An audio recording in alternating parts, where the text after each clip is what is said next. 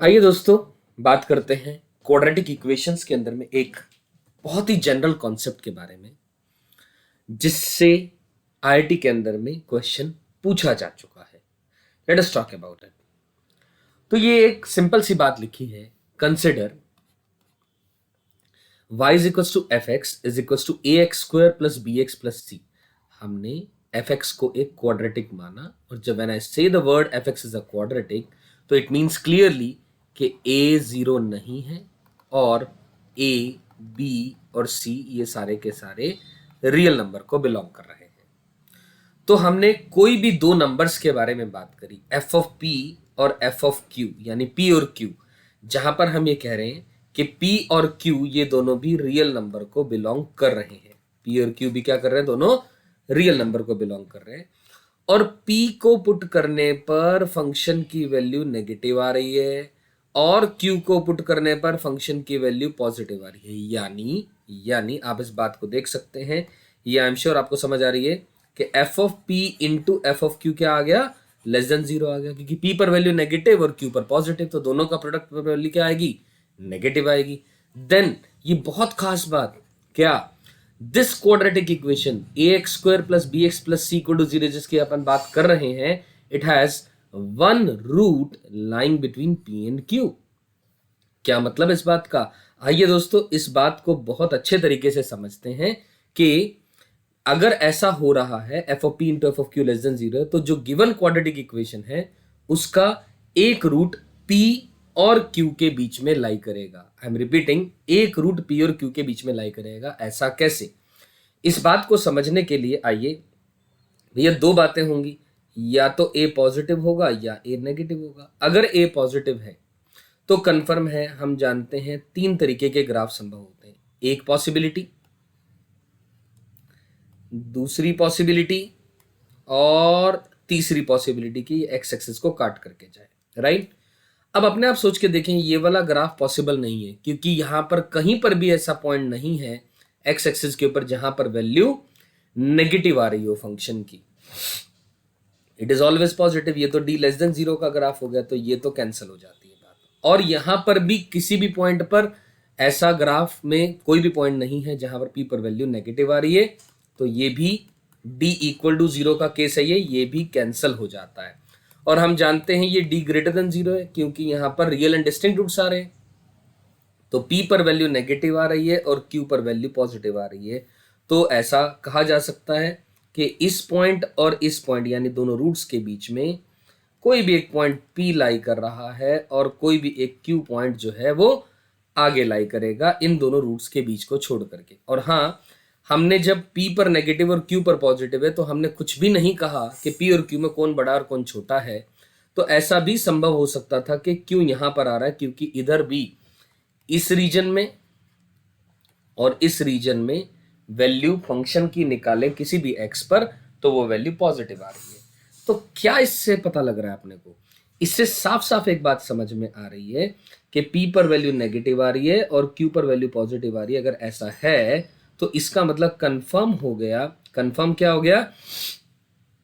कि one root lies between p and q। ये गारंटी हो गई बात कि एक रूट p और q के बीच में लाई कर रहा है। और दूसरी बात, क्योंकि एक रूट जो p और q के बीच में लाई कर रहा है वो 100% रियल है, तो कंफर्म है बोथ द रूट्स आर क्या है? Real and distinct. वो दोनों क्या है? रियल एंड डिस्टिंक्ट है, क्योंकि एक रूट p और q के बीच में लाई कर रहा है, ये कंफर्म हो गया, और एक रूट p और q के बाहर लाई करेगा, ये भी तय। भाई मान लो q यहां होता तो एक रूट p और q के बीच में ये हो जाता और दूसरा रूट ये रहा कहीं ना कहीं। और अभी p और q के बीच में ये रूट लाई कर रहा है तो दूसरा रूट कहीं ना कहीं ये रहा, तो एक रूट p के बीच में लाई करेगा और एक रूट p और q के बाहर लाई करेगा, क्योंकि मैंने कुछ भी नहीं बोला कि p और q में कौन बड़ा है कौन छोटा है। किसी भी केस में ये बात होल्ड ट्रू करेगी। तो हमने ये बात करी दोस्तों केस नंबर 1 की, जब a पॉजिटिव आया। अब बात करते हैं अगर केस नंबर 2 की, केस नंबर 2 की जब a क्या आ जाए, नेगेटिव आ जाए। तो late us talk about it कि अगर a नेगेटिव आएगा तो क्या होगा। तो केस नंबर 2 में अगर हम बात करें कि a अगर नेगेटिव आ रहा है, a नेगेटिव आ रहा है, तो दो तीन बातें फिर दोबारा, या तो ग्राफ ऐसा होगा टच करता हुआ, और या ग्राफ बिल्कुल ना काटेगा ना टच करेगा, और या ग्राफ तीसरा केस ऐसा होगा। तो भैया साफ साफ पता लग रहा है P पर वैल्यू नेगेटिव आ रही है, तो P कहीं ना कहीं यहां पर लाई कर रहा है और Q कहीं ना कहीं यहां लाई कर रहा है, यानी Q lies in this interval and P lies in this interval, यहां से यहां और यहां से यहां। करेक्ट है। तो फिर से P और Q के बीच में एक रूट लाई कर रहा है, तो मतलब D ग्रेटर देन 0 आ रहा है, तो मतलब both the roots are real and distinct. Both the roots are real and distinct. ये बात अपने को 100% समझ में आ गई, तो बस सही है। तो मतलब आज के बाद जब भी ये दिया गया होगा कि F of P into F of Q less than 0, तो इसका मतलब हम ये कंक्लूजन निकाल सकते हैं जो जो भी अभी हमने जनरल कॉन्सेप्ट पढ़ा। तो आइए दोस्तों, इस कॉन्सेप्ट को और बेहतर करने के लिए एक या दो सवाल करते हैं ताकि अंडरस्टैंडिंग इंक्रीज हो। तो this is a wonderful question. Let alpha be a real root of this equation. Alpha क्या है, एक रियल रूट है गिवन इक्वेशन का। इक्वेशन क्या दे रखी है अपने को इक्वेशन दे रखी है a x square plus B x plus C equal to 0, और बीटा दिया हुआ है इस इक्वेशन का root minus a x square plus B x plus C equal to 0। Show that there exist a root gamma. एक root gamma है जो इस इक्वेशन का है and that lie between alpha and beta. तो इस क्वेश्चन को पढ़ करके ये फील आ रही है पी और क्यू वाली, कि पी और क्यू के बीच में एक रूट कोई लाई कर रहा है, तो वही फील आ रही है। तो वहीं से अंदाजा लगा एक्चुअली कि इस क्वेश्चन के अंदर में ये कॉन्सेप्ट हमने, जनरल कॉन्सेप्ट हमने लगाना है। Getting my point. तो आइए दोस्तों, अब इस क्वेश्चन को करने की अप्रोच देखते हैं, एप्लीकेशन देखते हैं।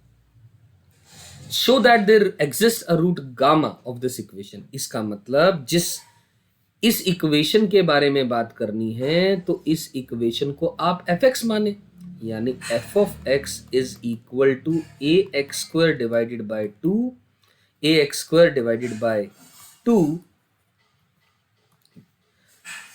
और फिर आगे क्या लिखा जा सकता है, a x square divided by 2 plus B x plus c. ये हमने क्या माना, एफ एक्स मान लिया।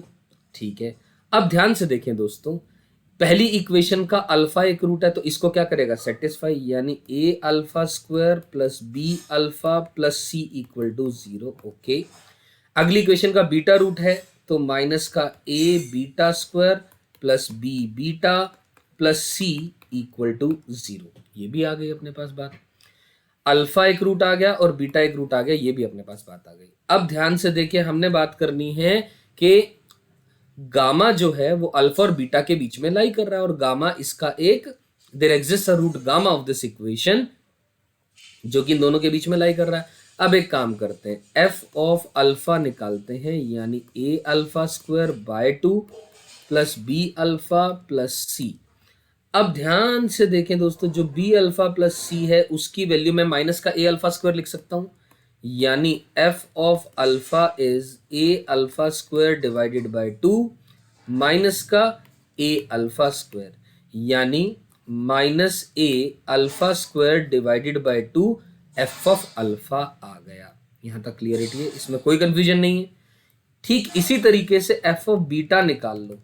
देखो, ये जब मैं कर रहा हूं एफ ऑफ अल्फा और एफ ऑफ बीटा, तो साफ फील आ रही है मुझे एफ ऑफ पी और एफ ऑफ क्यू की, वही जो अभी हम लोगों ने जनरल कॉन्सेप्ट में पढ़ा है। तो इस बात से, क्योंकि मैथ्स के अंदर में ये समझना जरूरी है कि भैया ये कैसे पता लगे कि इस क्वेश्चन के अंदर में वही वाला कॉन्सेप्ट लगना है, तो मैं आपको वो फील कराने की कोशिश कर रहा हूं इस सवाल के थ्रू। तो एफ ऑफ अल्फा आ गया, एफ ऑफ बीटा आ गया।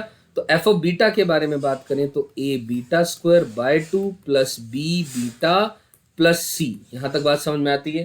तो ध्यान से देखें, अब बी बीटा प्लस सी इसकी वैल्यू ए बीटा स्क्वायर लिख सकते हैं, यानी a beta square by 2 plus a beta square, यानी 3/2 times of a beta square.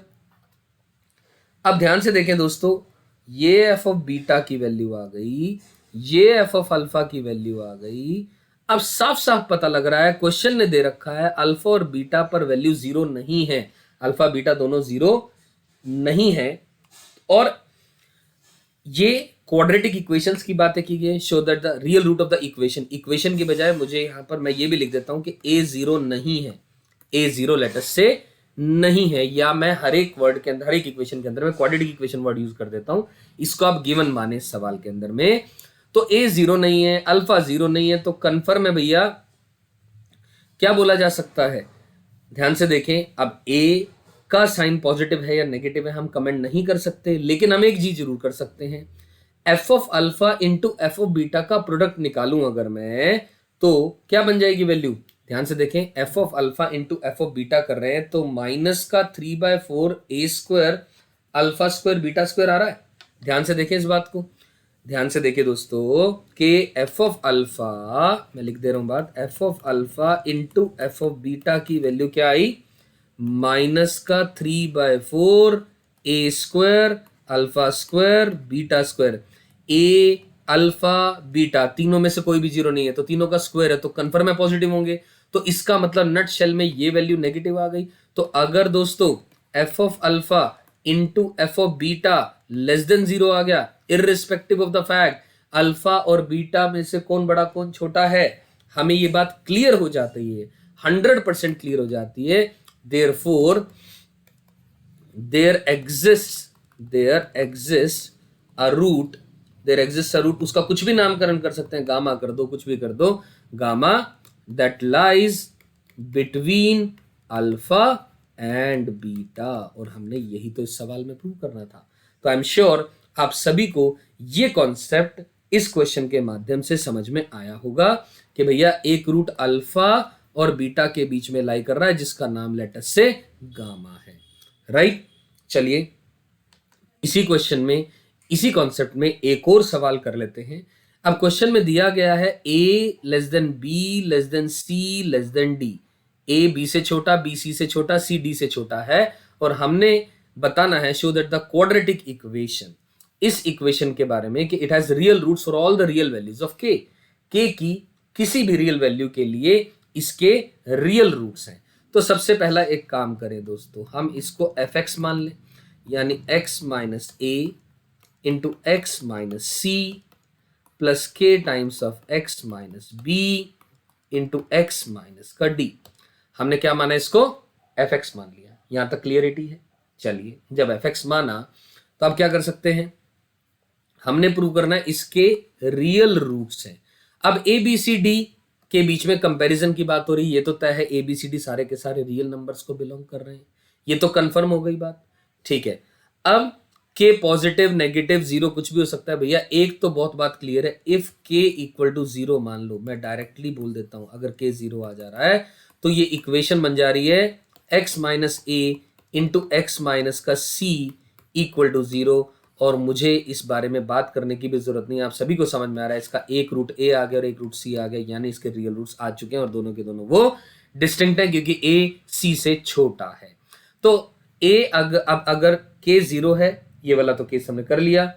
अगर के जीरो नहीं है, अगर के जीरो नहीं है तब हम क्या करें, अगर के जीरो नहीं है तो अब आप क्या कर सकते हैं, ध्यान से देखें, हम एक काम करते हैं, एफ ऑफ ए निकालें, अगर ए पर वैल्यू निकालें, एक्स की ए वैल्यू पर, यहां पर फंक्शन कैपिटल एफ एक्स की वैल्यू निकाल दें, यानी k times of A minus का बी इंटू ए माइनस का डी। और इसी तरह एफ ऑफ बी निकाल लें, यानी क्या आ जाएगा, B minus a into B minus सी। फिर इसी तरह एफ ऑफ सी निकाल लें, तो ये पहला पोर्शन जीरो हो जाएगा, यानी k times of c minus b into c minus d. और एफ ऑफ डी निकालें, वो बन जाएगा d minus a multiplied by d minus c. यहां तक बातें अपने को क्लियर हो गई। अब एफ ऑफ ए आ गया, एफ ऑफ बी आ गया, एफ ऑफ सी आ गया और एफ ऑफ डी आ गया। अब करना क्या है, अब इसमें भी वही कॉन्सेप्ट इन्वॉल्व है। कैसे पता लगा, ये कैसे पता लगा, अपने आप सोच के देखें दोस्तों। मैं क्या कर रहा हूं, लेटस से मैं इन दोनों को मल्टीप्लाई कर देता हूं। अब आपके मन में आ रहा होगा सर आप एफ ऑफ ए और एफ ऑफ सी को ही क्यों कर रहे हैं, औरों को क्यों नहीं कर रहे हैं? अरे भाई दोनों के अंदर में के और के इन्वॉल्व है, इसलिए थॉट आया उन्हीं को मल्टीप्लाई करके देख लेते हैं कि कोई निष्कर्ष या कोई रिजल्ट मिल रहा है कि नहीं मिल रहा है। और आपका मन है एफ ऑफ ए और एफ ऑफ बी का मल्टीप्लाई करना है, तब भी करके देख सकते हैं। उसमें कोई आपको रिजल्ट को नेगेट करने वाली बात नहीं मिलेगी। क्लियर है? तो आइए दोस्तों, अब यहां से साफ साफ पता लग जाएगा क्या। तो f of a into F of c की बात करूं मैं, तो बन जाएगा के स्क्वेयर मल्टीप्लाइड बाय। अब इसको देखो, इतने पोर्शन को, ए माइनस का बी क्या है, नेगेटिव है, ए माइनस का डी क्या है, नेगेटिव है, ए माइनस डी भी नेगेटिव है क्योंकि ए डी से छोटा है। तो मतलब के इंटू ये एक पॉजिटिव नंबर होगा, के इंटू पॉजिटिव। और इसी तरह ये के टाइम्स ऑफ, अब सी माइनस का बी पॉजिटिव है और सी माइनस का डी नेगेटिव है, तो के इंटू नेगेटिव नंबर रहेगा। मतलब के इंटू पॉजिटिव और के इंटू नेगेटिव मल्टीप्लाई करेंगे तो के स्क्वायर इंटू नेगेटिव नंबर बनेगा। और हम ऑलरेडी ये केस के बारे में बात कर रहे हैं, जब के जीरो नहीं है तो कन्फर्म है f of a into F of c क्या आ गया, नेगेटिव आ गया। तो क्या फिर से वही फील आई, हाँ या ना? क्या फिर से वही फील आई? कौन सी? F of a into F of c negative आ रहा है। अगर f of a into F of c negative आ रहा है तो इसका मतलब क्लियर है भैया कि ए और सी के बीच में one root lies, therefore one root lies between A and C. और ठीक इसी तरीके से दोस्तों हम एक और काम कर सकते हैं, F of B into F of D. ध्यान से देखें, बी पर value B minus A positive, B minus C negative, मतलब ये वैल्यू नेगेटिव आ गई। और डी माइनस ए पॉजिटिव और D minus C, D minus A भी पॉजिटिव, डी माइनस सी भी पॉजिटिव, तो ये भी पॉजिटिव आ गया। यानी F of B into F of D की बात करूं, F of B into F of D की बात करूं, वो नेगेटिव आ रहा है। तो देयरफॉर यहां से पता चल रहा है कि one root lies between B and D.